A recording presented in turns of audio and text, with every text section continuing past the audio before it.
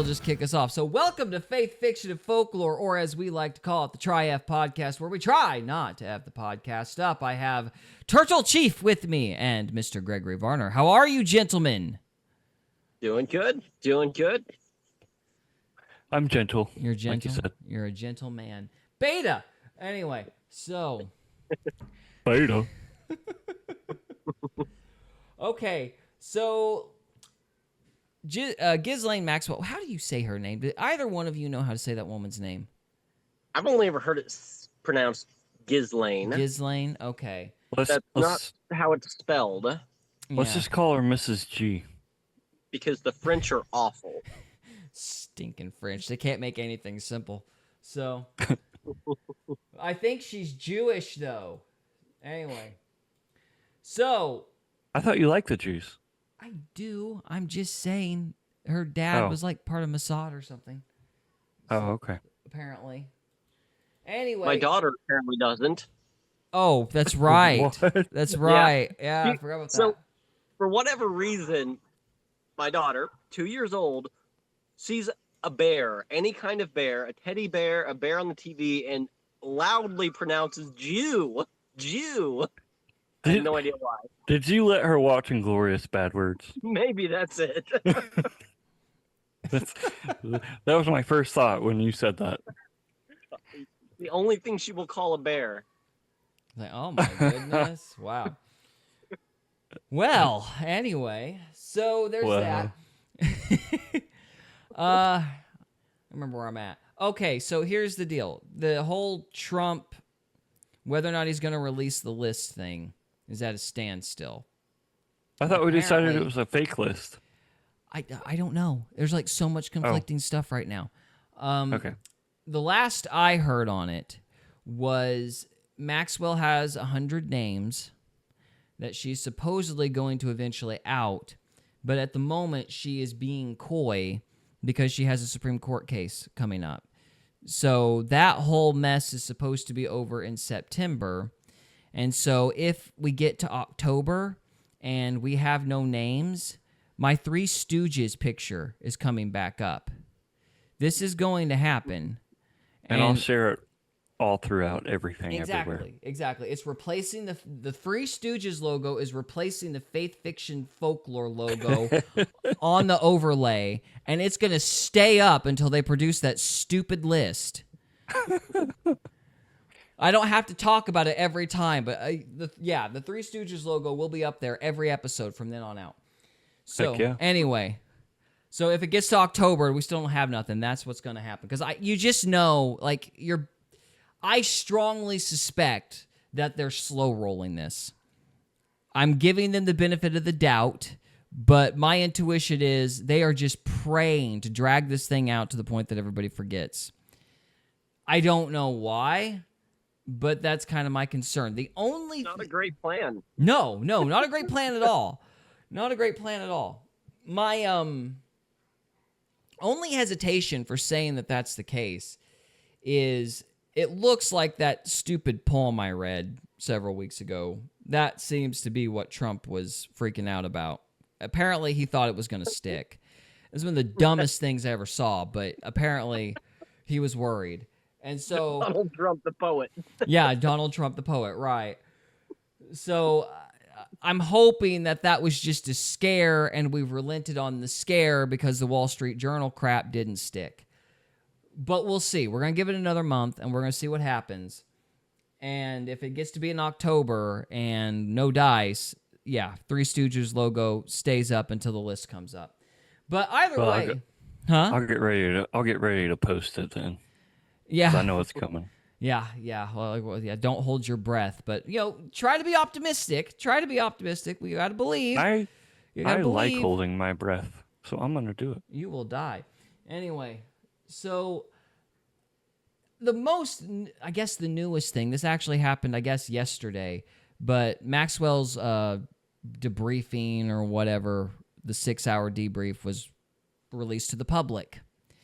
And so I thought we would listen to some of it and just react to see if she's being cagey, to see if she's being honest, just to get you guys' general sentiments and perhaps make some predictions about what we think is going to happen a month from now, and whether we're actually going to get any answers. Because what's happened so far has been pretty much, oh, Maxwell said that Trump wasn't on the Epstein list. I'm like, okay, first of all, I don't think he was. The Democrats would have used that years ago. I don't think he was on there. But be that as it may, her word is not exactly reliable, because of course she would say that they're offering her a deal. But so it doesn't really mean anything that she said Trump wasn't involved. I don't think he was, but she's not helping anything one way or the other. The key thing that everybody needs to be looking for is, does she say any names? Does she give any new relevant details? Is there anything? People are saying there's nothing new on here. We're going to see. I haven't listened to it for myself, so I don't know. But we're going to react. So if you gentlemen are ready, let me pull this up on the Twitter. I'm still holding my breath. I'm not ready. You better take a breath, dude, because this is gonna happen. Did you know that those photos existed? No, we're not gonna watch the whole 6-hour video. I started it at 1 hour and 24 in, because she's like describing, I guess, how she views Epstein here. So I thought that was a good place to start. But yeah, I'm pulling this from the Twitter page Project Constitution. So in case you want to go look for that and you don't want to listen to PBS or MSNBC, because they'll probably cut it. You can say this constitutes a listen.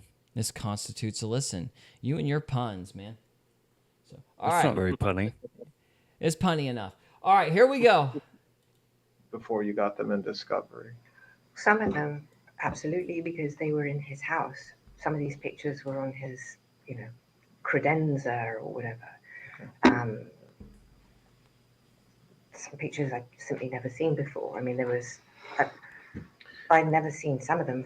Some of them I had, some of them I hadn't. I mean, did you? So you're right, and I accept that having video or photographs of somebody famous or powerful in a compromising position would be good blackmail.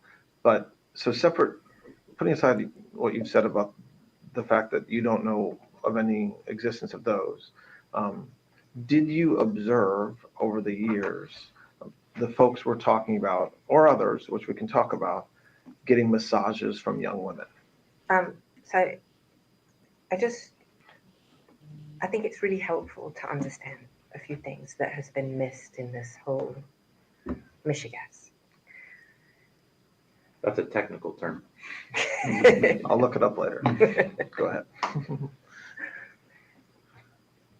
I've thought about this obviously a lot, and I've given it some. So this is the benefit of what I saw and some benefit of what I now think. So just for clarity's sake,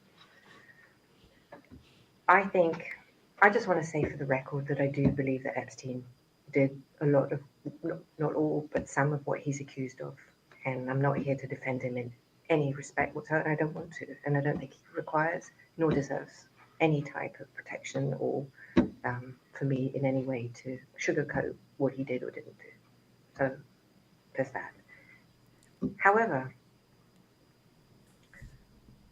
the man I met and the man he became, I believe that there is a progression.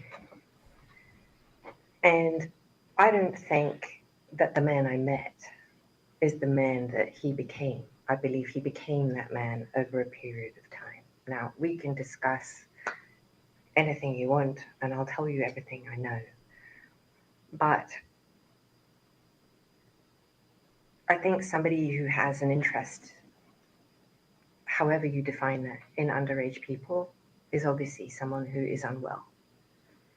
But I don't think that you wake up one day and you start doing what he's accused of. I think this is something that you develop or you progress to. I think. Because Glenn, before you get into all that, let's answer the top line question and then get into Okay, the top line question is, did you ever see any of these people with underage No. women? So the reason I'm saying that is not to avoid that question, but it's because by the time when you were talking in the 90s, I don't think he was there. That description, I think that this, what you're talking about. That was a dodge. Yeah. Yes, it was. Yeah, it was totally a dodge. was- There's I going to was be a like, lot of dodges wait, in this interview. Yeah. wait, back up. Yeah, no. Let me what's that called? Not gerrymander. Gosh dang it. Filibuster. Yeah, let me filibuster here. I got to get around this. I got to talk long enough so you're like, what are we talking about again? Yeah, that was They use a lot of words and say nothing. yeah. That Like was me. a heck of a dodge. That was an obvious dodge too. Good night. Huh. All right, moving on. That is a later version. Yeah, and Is look, that? no, I understand that, and I do want to talk. I'm not. So it's just, I think you need to separate the periods of time, Sure. because one of the things that was definitely missing in my trial and definitely missing from the narrative is this notion, everything happened and he was always no, I don't believe that to be true. So that's fine, and I do want to talk about that. I'm not pushing that away. I'm just putting it aside for a moment. What Mr. Epstein did, and frankly, what you did or are accused of doing, is one thing that we'll talk about. But what I want to understand is whether one of the ways that Mr. Epstein befriended his clients or took care of them, or some would say blackmailed them, was by encouraging them to interact with women, underage or not. So I think in the 90s, he may have encouraged them, but these were people who were in their 20s or 30s. So So understand he that. would have a masseuse, right? And he did, male and female, by the way, in the 90s. It's never been discussed. Both in yoga and everything, there were men as well as women. And so if he would travel, and I can show them to you, I highlighted them on the flight record so you could see that there really were men that were also there. He would say, would you like to do yoga with Tito, or would you like a massage with this one? But they would be in their late 20s. There's a name. And professional masseuses. So I think there's a What was distinction. the name? and I want to talk. I missed it. Tito. I think that was a hypothetical, Wow. like John Smith. Or Well, Jane I'm Doe still or going with something. Tito. We're going after a We Tito. gotta find Tito. Okay. I like how she's just acting like these massages. There's nothing going on There's here. nothing Yeah. to these. I mean, Yeah. there was a lot of sex, but I mean, there was age. There was a lot of age, you know. They were in their Good night. 20s, maybe Just 30s. innocent massages. Nothing going Yeah. on Oh, here. yeah, don't worry about it. It's training. Talk about actual individuals here, and I understand the distinction between somebody who's an adult and someone who's underage. But even with somebody who's an adult, did you know Mr. Epstein to encourage folks to do that, whether it's a client or somebody else? I certainly witnessed him. So if you were staying with him and you had a massage, that he would often travel with a masseuse. He would say, hey, would you like a massage? And he did do that, yes. But would you or him or anybody else follow up with the masseuse afterwards to find out if there was any inappropriate sexual contact? I never did, no. So meaning, and then coming back to the blackmail issue, Oh, I there's see. nothing wrong. I never did. That wasn't my job. That was all him, man. I didn't do nothing. I know. I didn't follow up with the prostitutes to see if they had sex with them. Yeah. I mean, Seemed a little redundant, honestly, but good night. With getting a massage, of course not. Especially especially if somebody's obviously an adult masseuse. I'm not quibbling with that. But my question is that there's a lot of accusations that one of the way Mr. Epstein was successful was through this idea of blackmail. Yes, young women and is a crime. Children is a crime. But even women over the age of 18, if Mr. Epstein encouraged these men or whomever to get massages and have inappropriate sexual contact with the masseuses, that's a separate issue, maybe slightly nuanced. But did you ever know him to do that? I never did, absolutely, myself. I never heard him ask someone. I never heard that.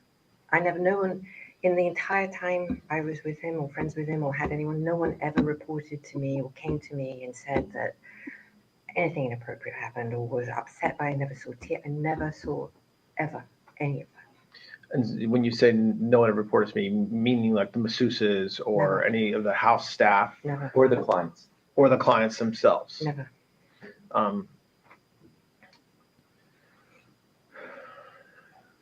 Okay.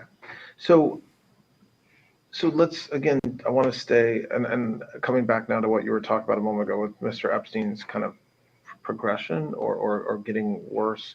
So just staying within the 90s, what role did you have, or what did you observe, which are two different issues, but both important, with respect to recruiting masseuses to come to either, I guess, Palm Beach, or to travel, or eventually New Mexico? What role did you have in that? He asked me to find masseuses for him. Say it again? He asked me if I could find him Okay. masseuses. Like, as part of, like you said, you were his general manager. So as part of all your duties, that was one of them. And I did do that. So the first person I believe that I introduced him to as a masseuse was somebody called. She was, I don't know. I just gotta ask, how many masseuses does Jeffrey Epstein need? Right. A different one He for needs each to have a flight. different masseuse every massage? Clearly. Yeah, some people do that actually. He needs to hire somebody specifically for the job of hiring different masseuses. Yeah. Yeah, well, apparently That's this what is he's like, this was like a, And it's all on the up and up. There's nothing sexual. It's just he needs her to hire. yeah, apparently this was, this pervy business model was apparently all the rage at the time. I mean, Ravi Zacharias was doing basically the same thing. He had this like rotating masseuse, of course by masseuse we mean prostitute thing on, Yeah, he ring was living going in on. Thailand at the time, though, wasn't he? Yeah, he'd spent some time in Thailand. He just like walked to the next door and was like, "Give me one." Yeah, that's where he was getting his masseuses. It was from Thailand, probably. Yeah, nothing to see here, but anyway. Was this something that happened early on in your relationship, or, and again, I know we're talking about the 90s, but are we talking about early 90s, or is this later on? So in terms of massage, I've had a lot of injuries. I do a lot of dangerous sports, and have had multiple serious accidents, and Because I'm a spy, what? walk without any lameness. Is she a spy? Because of, Her dad was a spy. Oh, yeah, so naturally she's following the family business. I mean, yeah, that's what's we're going. This was a blackmail racket. That's what we're being cagey. So Who's cagey? Maxwell is cagey. Oh, okay. Yeah. I thought you meant like us. So I was like, what? No, Maxwell's being very evasive because she's got a Supreme Court hearing coming up. She can't admit to guilt because they can claim that it isn't going to be used against her, but it will definitely be used against her. So she's not going to admit guilt and speak with full candor, which is why this whole thing's kind of a waste of time until her appeals are all shot. Then once the appeals are shot and she's got nothing left on the table but a deal, we might actually get some information then. Maybe. But again, it just kind of depends on, depends on where things land in the end. So, yeah, I don't know how it's going to play out. I don't know. From her perspective, it's you ride the appeals because you want to maintain your innocence. So, you're not going to cooperate 100%.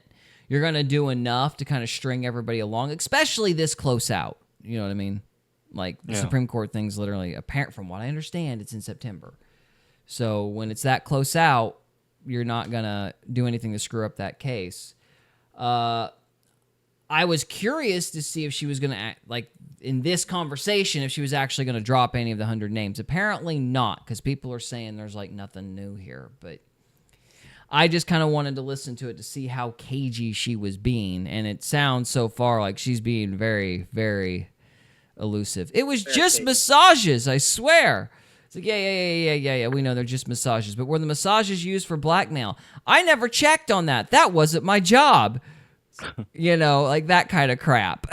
Yeah. Jeffrey Epstein just hired me to find dozens of masseuses. Yeah. Because he needed a different masseuse every week. I mean, you can't find this specific kind of masseuse on Indeed.com. So he needed help, you see. So, and I knew all about masseuses because I had injuries. Because I'm a spy. I mean, I do sports. So. Spy sports. Yeah. So, anyway, we'll keep going a little bit further, and then we'll wrap it up. Physical therapy and massage. That to me is it's medicinal for me. So Epstein, whatever his massage situation, whatever, he loved massage. And if I met somebody who I thought was a good masseuse or masseur, I introduced them. And because I got them and he asked me if I did, and I said yes. And I'm pretty sure that would have, I don't remember. 93, 92, early, from the beginning. So go ahead. So then what happens over the next, there's a ton of writing and a ton of, I guess, testimony as well, but also public reporting about how the recruiting was a very aggressive effort that you were a part of, that he was a part of, and others, to try to find more and more masseuses. What is that true, and what role did you have in that? That is partially true. Okay.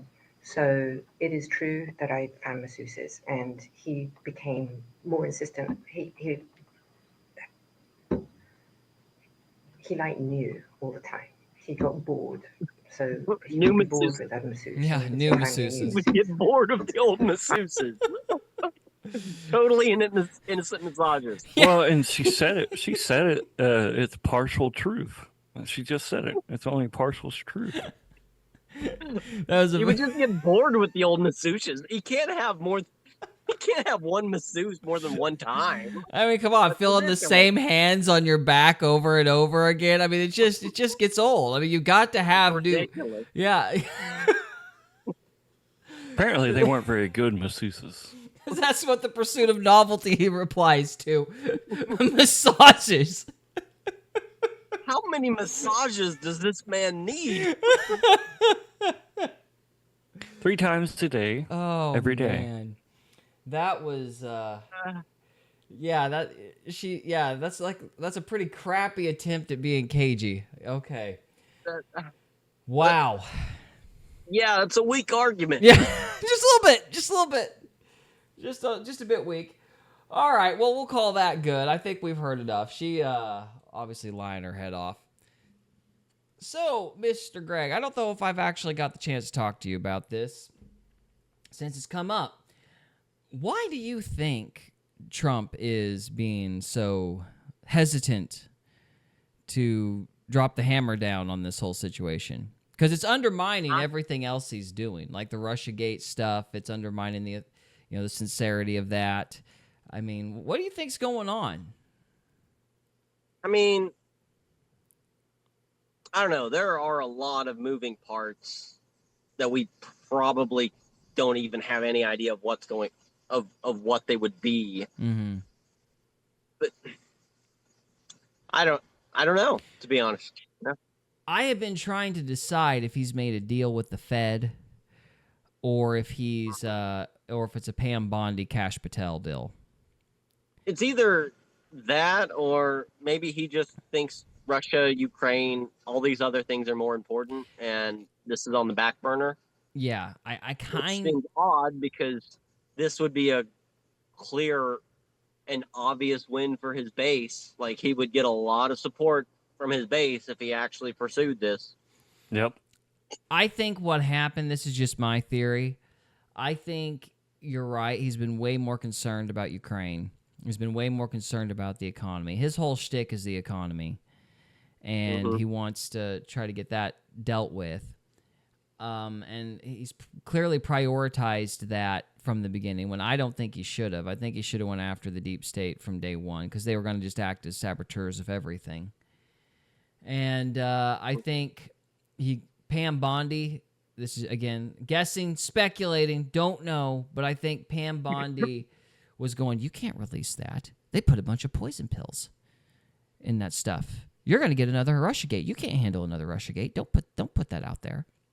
I think her and Patel are slow rolling the thing and stonewalling because this looks very, very bad for the intelligence agencies. And I think Trump, being so focused on the other stuff, was like, well, I don't need another Russiagate. Because they did, imply his wife worked for Epstein, and like there was a lot of hateful stuff they said, and that would make anybody mad. And I think he got aggravated and said, forget it, I'm done. Just don't release it then. And then everybody got mad. And he's like, fine, released it. And then he went back to trying to do his stuff, but you've still got people still trying to slow roll it. And so you've really got his base being incredibly vocal, him not wanting to mess with it because he's stressed out about the 37 other things. And then you've got the FBI trying to protect its reputation and giving him bad advice so they could protect his reputation. That's kind of what I suspect is going on. I still don't have a lot of sympathy for him because I'm like, you brought it up. And I'm a little aggravated because it's like, do you not understand that the question is, equality under the law? It's like, you can tell me you arrested 14,000 child traffickers, and that's good, but how many of them had money? And the $1 million question is, if somebody's rich enough to like crash the economy or something like that, are they still going to go to jail?